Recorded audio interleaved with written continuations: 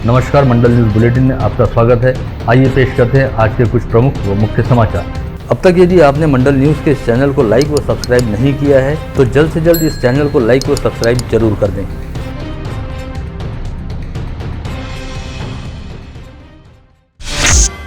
Supreme court द्वारा आज OBC आरक्षण के मामले की सुनवाई करते हुए इस संदर्भ में राज्य पिछड़ा वर्गीय आयोग की ओर से पेश की गई रिपोर्ट को खारिज कर दिया गया है। इस रिपोर्ट को खारिज करते समय सुप्रीम कोर्ट द्वारा कहा गया कि इसमें ओबीसी समाज के राजनीतिक प्रतिनिधित्व की सही जानकारी नहीं दी गई। ऐसे में अब सुप्रीम कोर्ट के अगले आदेश तक किसी भी चुनाव में ओबीसी आरक्षण नहीं रहेगा और ओबीसी आरक्षण के बिना ही स्थानीय स्वायत्त निकायों के चुनाव करवाने पड़ेंगे। यानी अब तक ओबीसी संवर्ग हेतु आरक्षित रहने वाली सीटें अब खुले प्रवर्ग में ग्राह्य मानी जाएंगी, जिसके चलते इन सीटों पर किसी भी जाति संवर्ग या खुले संवर्ग व्यक्ति चुनाव लड़ सकेगा। ऐसे में अब खुले प्रवर्ग के पास चुनाव लड़ने हेतु पहले की तुलना में कहीं अधिक सीटें व मौके उपलब्ध होंगे। बहुत जल्द अमरावती महानगरपालिका के आम चुनाव होने वाले हैं। इससे पहले अमरावती महानगरपालिका में कुल 87 सीटें थी, जिनमें 27% ओबीसी आरक्षण के तहत 23 सीटें ओबीसी समाज के लिए आरक्षित थी। वहीं मनपा के आगामी चुनाव हेतु सदस्य संख्या में इजाफा करते हुए 98 सीटों के लिए चुनाव करवाया जाना तय किया गया है। अगर पहले की तरह ओबीसी आरक्षण लागू रहता तो 98 में से 26 सीटें ओबीसी संवर्ग के लिए आरक्षित होती, जिसमें से आधी सीटें ओबीसी समाज की महिलाओं के लिए छूट थी। लेकिन विगत लंबे समय से ओबीसी आरक्षण को लेकर गतिरोध बना हुआ है।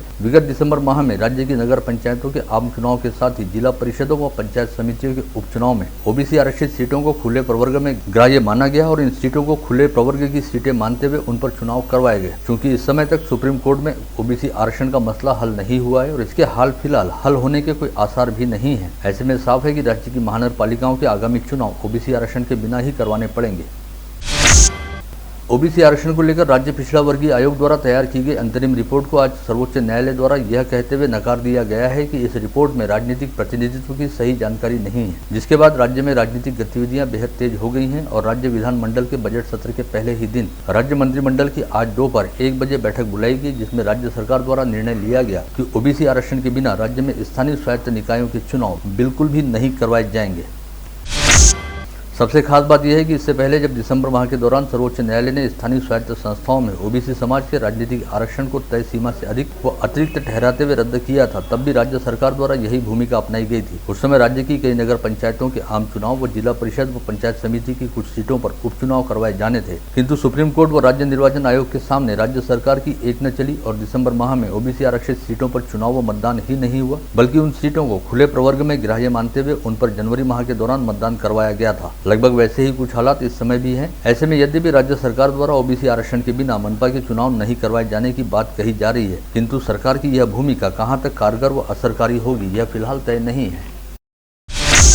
आज से राज्य विधानमंडल के बजट सत्र का प्रारंभ हुआ और सत्र के पहले ही दिन विधानसभा में विपक्ष ने ईडी द्वारा हिरासत में लिए गए नवाब मलिक के इस्तीफे की मांग उठाई। साथ ही नवाब मलिक के अंतर्राष्ट्रीय माफिया सरगना व भारत के मोस्ट वांटेड आतंकी दाऊद इब्राहिम के साथ संबंध रहने का आरोप लगाया, जिसे लेकर विधान भवन परिसर में मीडिया कर्मियों के साथ बातचीत करते हुए राज्य की महिला व बाल विकास मंत्री यशोमती ठाकुर ने कहा कि राज्य के नेता प्रतिपक्ष देवेंद्र फडणवीस के नेतृत्व में भारतीय जनता पार्टी द्वारा महाविकास आघाड़ी सरकार के मंत्री नवाब मलिक का इस्तीफा मांगा जा रहा है, जबकि भाजपा को यह मांग करने का कोई नैतिक अधिकार नहीं है। भाजपा से ही वास्ता रखने वाले केंद्रीय गृह राज्य मंत्री के बेटे ने उत्तर प्रदेश में शांतिपूर्ण ढंग से प्रदर्शन कर रहे किसानों को अपने वाहनों से कुचल दिया था, तब भाजपा नेताओं ने उनसे इस्तीफा क्यों नहीं मांगा। मला या गोष्टीचं आश्चर्य वाटतं आहे की आज अधिवेशनाचा पहिला दिवस आहे आणि नवाब मलिक साहेबांचा ते राजीनामा मागतायत विरोधी पक्षनेते। खरं त्यांना राजीनामा मागायचे नैतिक अधिकार नाही। उत्तर प्रदेशमध्ये एका राज्य होम मिनिस्टरच्या मुलांनी त्या ठिकाणी शेतकऱ्यांच्या अंगावर गाड्या धाडल्या होत्या, त्यांनी त्यांचा राजीनामा नाही मागितला। इथं दाऊदचा फोटो लावतायत। ISIच्या लोकांना मध्य प्रदेशमध्ये संघ परिवारांचे जे मंडळी होते ते मदत करत होते किंवा तिथं काय झालं होतं याचं काय झालं याचं उत्तर त्या ठिकाणी अजूनपर्यंत आलेलं नाही आहे। ही वस्तुस्थिती आहे। आणि 20 कोटी रुपये कोणाकडनं घेतले होते? इक्बाल मिर्चीकडनं 20 कोटी रुपये या ठिकाणी भाजपाने देणगी घेतली होती। मग त्यांचा संबंध कोणाशी होता? उगाचच इथं महाराष्ट्राचं नुकसान करण्यासाठी या सगळ्या गोष्टी करतायत। या मंडळींना सत्तेत येण्यासाठी हापापले आहेत आणि त्याच्यासाठी ते सगळं नियोजन आहे। गत रोज राज्य आपत्ति व्यवस्थापन प्राधिकरण की बैठक के बाद मिली जानकारी के चलते उम्मीद बंधी थी कि आज से राज्य के अन्य कई जिलों की तरह अमरावती जिले को भी कोविड प्रतिबंधात्मक उपायों से पूरे तौर पर मुक्ति मिल जाएगी, किंतु अमरावती जिला कोविड टीकाकरण के मोर्चे पर कुछ हद तक पिछड़ गया। चूंकि अमरावती जिले में कोविड प्रतिबंधात्मक वैक्सीन के दूसरे डोज का टीकाकरण केवल 55% हुआ है, अतः फिलहाल अमरावती जिले को पूरी तरह से प्रतिबंध मुक्त नहीं किया गया। पूर्ण रूप से अनलॉक करने के लिए पहले डोज के 90% व दूसरे डोज के 70% टीकाकरण पूर्ण होने की शर्त रखी गई थी। अमरावती जिले में इस समय पहले डोज का 83% व दूसरे डोज का 55% टीकाकरण हुआ है, यानी थोड़े से फर्क की वजह से अमरावती जिला पूर्ण तौर पर प्रतिबंध मुक्त होने से चूक गया। यदि जिला प्रशासन द्वारा चलाए जा रहे 100% टीकाकरण अभियान को स्थानीय नागरिकों द्वारा पूरा प्रतिसाद मिल जाता और कोविड टीकाकरण का प्रतिशत थोड़ा और ऊपर रहा होता तो राज्य के 14 जिलों के साथ साथ आज अमरावती जिला भी पूरी तरह से प्रतिबंध मुक्त हो चुका होता। आगामी 8 मार्च को मनपा के मौजूदा पदाधिकारियों और सदस्यों का कार्यकाल खत्म होने जा रहा है। क्योंकि इस समय तक मनपा के नए सदस्यों के चुनाव को लेकर कोई अधिसूचना जारी नहीं की गई है, ऐसे में मौजूदा सदन का कार्यकाल खत्म होने से लेकर नए सदन का गठन होने तक अमरावती महानगर पालिका में प्रशासक राज रहेगा। इस बारे में राज्य के नगर विकास विभाग के प्रधान सचिव महेश पाठक द्वारा आज ही एक आदेश जारी करते हुए अमरावती महानगर पालिका के मौजूदा सदन का कार्यकाल खत्म होने पर 8 मार्च से अमरावती महानगर पालिका में प्रशासक पद पर मनपा के आयुक्त की नियुक्ति करने की बात कही गई है। साथ ही मनपा आयुक्त के नाम जारी पत्र में मनपा के मौजूदा सदन का कार्यकाल खत्म होते ही प्रशासक के तौर पर अपना कार्यभार संभालने और संबंधित अधिनियम के प्रावधान अनुसार आवश्यक कार्रवाई करने का निर्देश भी दिया गया है। ऐसे में मार्च माह के दौरान प्रशासक के तौर पर मनपा आयुक्त प्रवीण आष्टीकर द्वारा ही महापालिका का आगामी अंतरिम बजट पेश करते हुए इसे मंजूरी दी जाएगी, जो आगामी चुनाव को देखते हुए करीब 250 करोड़ रुपए का रह सकता है, जिसमें से करीब 170 करोड़ रुपए चुनावी खर्च के लिए आरक्षित रखे जा सकते हैं। अब तक यह माना जा रहा था कि 2 मार्च को राज्य निर्वाचन आयोग द्वारा महानगर पालिका की अंतिम प्रभाग रचना घोषित कर दी जाएगी, किंतु गत रोज निर्वाचन विभाग के स्थानीय सूत्रों ने बताया कि विगत दिनों निर्वाचन विभाग द्वारा प्राधिकृत किए गए अधिकारियों के समक्ष आपत्तियों व आक्षेपों को लेकर सुनवाई के बाद तैयार की जाने वाली रिपोर्ट 2 मार्च को आयोग के समक्ष पेश की जानी थी, जिसके बाद राज्य निर्वाचन आयोग द्वारा अंतिम प्रभाग रचना घोषित की जाएगी। ऐसे में उम्मीद जताई जा रही है कि अब अंतिम प्रभाग रचना संभवतः अगले सप्ताह ही घोषित होगी। संभावना यह भी है कि मनपा की संशोधित प्रभाग रचना के भौगोलिक परिसीमन में कोई विशेष बदलाव नहीं होने जा रहा। हालांकि कुछ प्रभागों के नामों में बदलाव व संशोधन जरूर हो सकता है। ऐसे में मनपा के निर्वाचन विभाग द्वारा इस समय मतदाता सूची के प्रभाग निहाय विभाजन की प्रक्रिया शुरू कर दी गई है। हालांकि आयोग द्वारा मतदाता सूची को लेकर स्वतंत्र कार्यक्रम घोषित किया जाएगा, लेकिन स्थानीय प्रशासन ने पहले से ही अपनी तैयारियां शुरू कर दी हैं ताकि ऐन समय पर कोई दौड़भाग न हो। मनपा आयुक्त प्रवीण आष्टीकर पर स्याही फेंकने व जानलेवा हमला करने का प्रयास करने को लेकर नामजद विधायक रवि राणा की ओर से गत रोज गिरफ्तारी पूर्व अग्रिम जमानत के लिए स्थानीय अदालत में आवेदन पेश किया गया था, जिस पर आज सुनवाई होना अपेक्षित था, किंतु आज सरकारी वकील द्वारा अदालत से 1 दिन का अतिरिक्त समय मांगा गया, जिसे स्वीकार करते हुए अदालत ने आज होने वाली सुनवाई को 1 दिन के लिए मुलतवी कर दिया। ऐसे में विधायक रवि राणा की अग्रिम जमानत याचिका पर कल शुक्रवार 4 मार्च को सुबह 11 बजे युक्तिवाद व सुनवाई होगी। भारतीय रेलवे बोर्ड के पैसेंजर मार्केटिंग विभाग के संचालक विपुल सिंघल द्वारा विगत 28 फरवरी को देश के सभी जोनल रेलवे के मुख्य कमर्शियल मैनेजरों के नाम पत्र जारी करते हुए सभी रेलगाड़ियों में पहले की तरह जनरल यानी अनारक्षित टिकटों की बिक्री शुरू करने की व्यवस्था करने हेतु कहा गया, किंतु फिलहाल जोन कार्यालयों से डिवीजन स्तर तक और डिवीजन कार्यालय से स्टेशन प्रबंधक कार्यालय को इस संदर्भ में कोई निर्देश प्राप्त नहीं हुआ है। ऐसे में फिलहाल अमरावती व बडनेरा रेलवे स्टेशनों से जनरल टिकटों की बिक्री शुरू नहीं की गई है।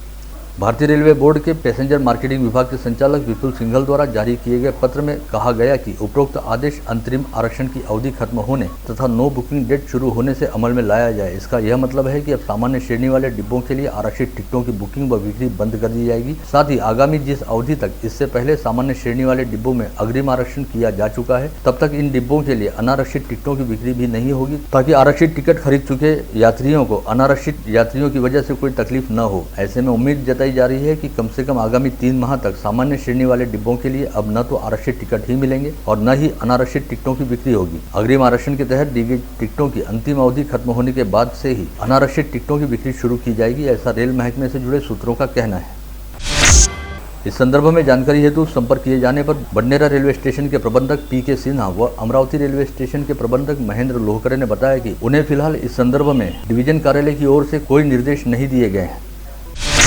वैसे भी रेलवे बोर्ड द्वारा स्टेशन प्रबंधन स्तर पर सीधे आदेश नहीं दिए जाते, बल्कि रेलवे बोर्ड द्वारा जोनल कार्यालय के नाम आदेश दिए जाते हैं, जहां से डिवीजन कार्यालय को आवश्यक निर्देश मिलेंगे और फिर डिवीजन द्वारा जमीनी स्थिति की समीक्षा करते हुए स्टेशन प्रबंधन स्तर पर आवश्यक कदम उठाने हेतु कहा जाएगा, जिसके बाद स्टेशन कार्यालय स्तर पर जनरल टिकटों की बिक्री शुरू करने के आदेश पर अमल किया जाएगा।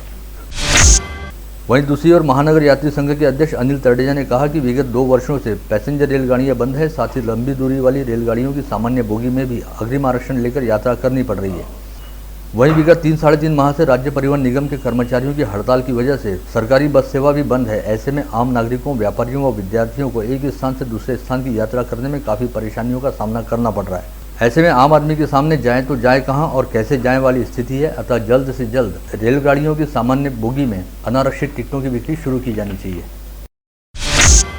आगामी 5 मार्च को एक पश्चिमी विक्षोभ वायव्य भारत से टकराएगा। साथ ही इस समय दक्षिणी अंडमान सागर में कम दबाव वाला क्षेत्र सक्रिय है, जिसकी वजह से विदर्भ क्षेत्र में बदरीला मौसम है और आगामी 8 से 10 मार्च की कालावधि के दौरान विदर्भ क्षेत्र में हल्की व मध्यम बारिश होने की संभावना है। स्थानीय मौसम विज्ञानी अनिल बंड के मुताबिक इस दौरान अमरावती, अकोला, बुल्ढाना तथा वर्धा जिले में कुछ एक स्थानों पर 2 से 4 मिलीमीटर बारिश होने की संभावना है। वहीं चंद्रपुर व गढ़चिरौली जिले में काफी हल्की बारिश हो सकती है। प्रतिवर्ष होली पर्व से पहले अमरावती सहित विदर्भ क्षेत्र की कुलदेवत रहने वाली अंबा देवी के मंदिर में मन्नत का पेड़ लगाया जाता है, जिसमें भाविक श्रद्धालुओं द्वारा लाल, पीले व केसरी कपड़ों में नारियल बांधकर मन्नत के पेड़ पर लगाए जाते हैं। इस वर्ष आगामी 17 मार्च को होलिका दहन का पर्व मनाया जाएगा, जिस दिन मन्नत के इसी पेड़ के चारों ओर लकड़ियां सजाते हुए होली जलाई जाएगी। ऐसे में इस समय इस पेड़ के चारों ओर श्रद्धालुओं द्वारा अभी से मन्नतों के नारियल बांधने शुरू कर दिए गए हैं। बीते 24 घंटे के दौरान जिले में एक व्यक्ति कोविड संक्रमित पाया गया। इस समय जिले में एक्टिव पॉजिटिव मरीजों की संख्या 13 है। इन एक्टिव पॉजिटिव मरीजों में मनपा क्षेत्र के 3 तथा ग्रामीण क्षेत्र के 10 मरीजों का समावेश है। इनमें से 10 मरीज कोविड अस्पताल में भर्ती हैं। वहीं मनपा क्षेत्र में 3 मरीजों को होम आइसोलेशन में रखा गया है। साथ ही आज 4 मरीजों को कोविड मुक्त हो जाने के चलते डिस्चार्ज दिया गया। बीते 24 घंटे के दौरान जिले में 297 संदिग्धों के थ्रोट से सैंपलों की जांच की गई, जिसमें से 0.34% की टेस्ट रिपोर्ट पॉजिटिव आई है। वहीं इस समय कोविड संक्रमित मरीजों के कोविड मुक्त होने का प्रमाण 98.45% के स्तर पर है। आज समूचे संभाग में कुल 8 कोविड संक्रमित मरीज पाए गए, जिनमें अकोला के 3 व बुल्ढाना के 4 मरीज शामिल हैं। वहीं इस दौरान संभाग में 28 मरीज कोविड मुक्त हुए, जिनमें अकोला के 7, यवतमाल के 5, बुल्ढाना के 11 व वाशिम के 1 व्यक्ति का समावेश रहा। राज्य आरक्षित पुलिस बल गट क्रमांक 9 अमरावती द्वारा राज्य आरक्षित पुलिस बल के स्थापना दिवस के उपलक्ष्य में आज शहर में भव्य साइकिल रैली निकाली गई, जो वडाली के पास स्थित SRPF कैंप परिसर से निकलकर शहर के विभिन्न चौक चौराहों से होकर गुजरी। पश्चात वापस SRPF कैंप पहुंचकर इस रैली का समापन हुआ। स्थानीय मराठी पत्रकार भवन में बुलाई गई पत्रकार परिषद में कैलाश आकारामजीत गायकवाड़ नामक बुजुर्ग व्यक्ति ने आज सुरक्षा संसदीय क्षेत्र समिति का आभार व्यक्त करते हुए उनका अभिनंदन किया। इस पत्रवार्ता में कैलाश गायकवाड़ ने बताया कि इरविन अस्पताल के मर्च्यूरिटी पॉइंट से वाहनों के होने वाले यातायात के कारण इससे पहले कई सड़क दुर्घटनाएं हुई, जिनमें कई लोगों की मौत भी हुई। ऐसे ही एक हादसे में खुद उनकी बेटी की भी मौत हुई थी, जिसके बाद उन्होंने मर्च्यूरी पॉइंट पर स्थायी रूप से डिवाइडर बनाते हुए हमेशा के लिए यहाँ से विपरीत दिशा का यातायात बंद करने हेतु प्रयास करने शुरू किए थे और उनके प्रयासों के चलते रास्ता सुरक्षा संसदीय क्षेत्र समिति तथा प्रादेशिक परिवहन अधिकारी द्वारा इस रास्ते को बंद करने के निर्देश दिए गए हैं। ऐसे में अब यहाँ पर कभी किसी सड़क हादसे की वजह से किसी की जान नहीं जाएगी। माझ्या निवेदनाची तात्काळ दखल घेऊन केंद्रीय रस्ते मंत्री नितीनजी गडकरी यांनी संबंधितांना आदेश दिल्यानंतर ते आदेश त्या अहवालात आहेत, मागच्या पत्रकार परिषदेने जोडलेले आहे। आदेश दिल्यानंतर 24 ऑक्टोबर 2017 रोजी तत्कालीन पोलिसांचा दत्तात्रय मंडलिक, सार्वजनिक बांधकाम विभाग आणि वाहतूक विभाग यांच्या संयुक्त अभियानाने लोखंडी बॅरिकेड लावून तो रस्ता वाहतुकीसाठी बंद करण्यात आला होता। 24 ऑक्टोबर 2017 ते 10 एप्रिल 2019 पर्यंत सदर रस्ता वाहतुकीसाठी बंद होता। परंतु इरविन चौक ते मालवे चौक या रस्त्याचे काँक्रिटीकरणाच्या कारणास्तव तो रस्ता पुन्हा ओपन करण्यात आला।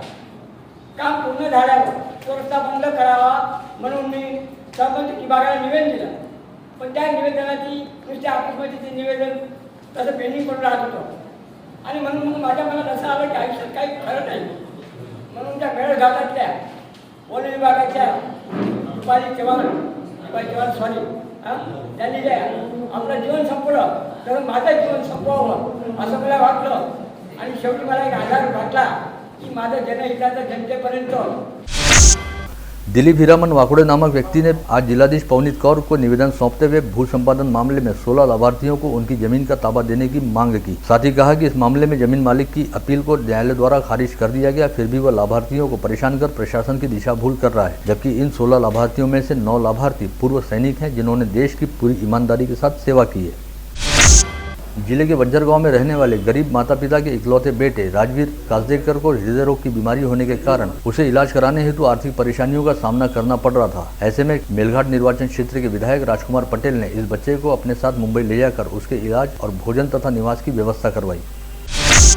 नंदगांव खंडेश्वर तहसील के फुबगांव स्थित ग्राम पंचायत सचिव चौहान ने प्रधानमंत्री आवास योजना लाभार्थियों की सूची व प्राधान्यक्रम बदलने की मांग को लेकर अन्याय पीड़ित नागरिकों के साथ ग्राम पंचायत के सामने अनशन शुरू किया। इस मामले की जांच कर संबंधित सचिव के खिलाफ कार्रवाई करने का आश्वासन गट विकास अधिकारी द्वारा दिया गया। पश्चात यह अनशन पीछे लिया गया।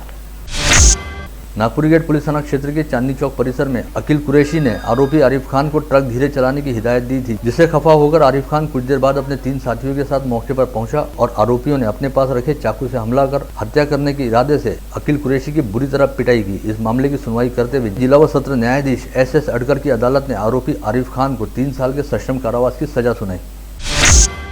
इसके साथ ही द्वितीय जिला व सत्र न्यायाधीश विशाल गायकी की अदालत ने हत्या का प्रयास करने से संबंधित मुकदमे की सुनवाई करते हुए दिनेश दिगरसे नामक आरोपी को दोषी करार देते हुए उसे सश्रम कैद की सजा सुनाई। दिनेश दिगरसे ने मोर्शी पुलिस थाना क्षेत्र के पिंपरी गांव में धनंजय पांडव नामक व्यक्ति पर चाकू से हमला किया था। वलगांव पुलिस थाना क्षेत्र के नांदुरा में रहने वाली एक लड़की ने अपने प्रेमी के साथ कोर्ट मैरिज की। इस बात की भनक लगने के बाद माता पिता ने उस युवती को घर में कैद कर लिया। इसी बीच युवती के हाथ कहीं से मोबाइल लग गया और युवती ने पुलिस को पूरे मामले की सूचना दी। पश्चात पुलिस ने तत्काल युवती के घर पर पहुंचकर उसे वहां से आजाद कराया और पुलिस थाने में लेकर आई। पुलिस द्वारा आगे की कार्रवाई की जा रही है। बडनेरा रेलवे स्टेशन से अकोला के बीच रेलगाड़ी में चोरी की घटनाओं को अंजाम देने वाले उत्तराखंड व उत्तर प्रदेश के 2 चोरों को अपराध शाखा लोह मार्ग पुलिस ने गिरफ्तार करने में सफलता प्राप्त की। साथ ही आरोपियों के पास से 7,82,540 रुपए कीमत के गहने व अन्य सामग्री बरामद की। धारणी तहसील की 6 ग्राम पंचायतों के सचिव की शिकायत पर अनिल खड़से व सिद्धार्थ मनोहरे के खिलाफ 2 मार्च की दोपहर धोखाधड़ी का अपराध दर्ज किया गया। इस मामले में अपराध दर्ज करवाने हेतु संबंधित सचिवों द्वारा जिला परिषद व पुलिस आयुक्तालय के विगत 15 दिनों से चक्कर काटे जा रहे थे और आखिरकार 16वें दिन शिकायत दर्ज की गई। इन 6 ग्राम पंचायतों के बैंक खातों से दोनों आरोपियों के खाते में कुल 64,09,435 रुपए ट्रांसफर किए गए। राजापेट पुलिस थाना क्षेत्र के चिचफैल परिसर में जुआ अड्डा शुरू रहने की गुप्त सूचना के आधार पर पुलिस आयुक्त के विशेष दल ने छापा मारा और 5 आरोपियों को गिरफ्तार करते हुए उन्हें आगे की कार्रवाई के लिए राजापेट पुलिस के हवाले किया। फ्रेजरपुरा पुलिस ने अजय तंत्रपाले नामक अचलपुर निवासी आरोपी के खिलाफ एक युवती के साथ अत्याचार करने का अपराध दर्ज किया है। इस उच्च शिक्षित युवती ने मंगलवार को पुलिस थाने पहुंचकर शिकायत दर्ज कराई कि एक स्नेह सम्मेलन के दौरान वर्ष 2014 में उसकी अजय तंत्रपाले के साथ जान पहचान हुई थी, जिसने विवाह का झांसा देते हुए उसके साथ शारीरिक संबंध स्थापित किए और विवाह से मना करते हुए 5 लाख रुपए के लिए शादी तोड़ दी। भातकुली पुलिस थाना क्षेत्र के गंडूरी गांव में एक युवक हाथ में गुप्ती लेकर लहराते हुए आने जाने वाले लोगों में दहशत फैला रहा है। इस बात की सूचना मिलने पर पुलिस ने मौके पर पहुंचकर सौरभ उर्फ गोलू ठोमरे को गिरफ्तार कर उसके पास से गुप्ती बरामद की। मध्य प्रदेश के बैतूल जिले के 5 मजदूरों ने नांदेड़ जिले के हुनगुडा गांव में रशीद खान, हसन खान तथा उसके पुत्र अमजद खान रशीद खान की पत्थर से कुचलकर हत्या कर डाली। इस मामले में पुलिस ने 5 आरोपियों को कल रात गिरफ्तार किया। इन आरोपियों ने पिता की लाश को नांदेड़ में तथा पुत्र की लाश को यवतमाल में ले जाकर फेंका था। यह हत्याकांड रुपए एवं भोजन को लेकर हुए विवाद के चलते हुआ था। आप देख रहे थे मंडल न्यूज बुलेटिन। हमारे चैनल को लाइक करें, शेयर करें और हाँ, सब्सक्राइब करना ना भूलें। कल होगी आपसे फिर मुलाकात, तब तक के लिए धन्यवाद।